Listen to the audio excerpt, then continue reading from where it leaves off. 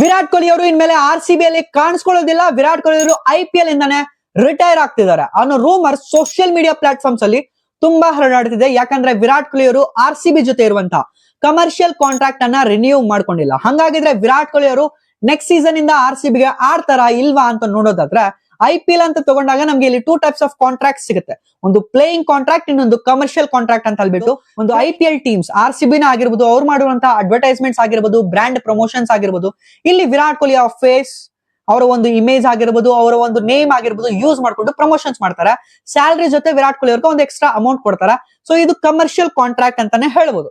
So ಇಲ್ಲಿ ವಿರಾಟ್ ಕೊಹ್ಲಿ ಅವರು commercial contract ಅನ್ನ ರಿನ್ಯೂ ಮಾಡ್ಕೊಂಡಿಲ್ಲ. ಹಾಗಾಗಿ ಜನರು ತುಂಬಾ ಪ್ಯಾನಿಕ್ ಆಗ್ತಿದ್ದಾರೆ, ಭಯ ಆಗ್ತಿದೆ. ಯಾಕಂದ್ರೆ RCB ಅಲ್ಲಿ ವಿರಾಟ್ ಕೊಹ್ಲಿ ಅವರು 18 ವರ್ಷಗಳಿಂದ ಆಡ್ತಿದ್ದಾರೆ.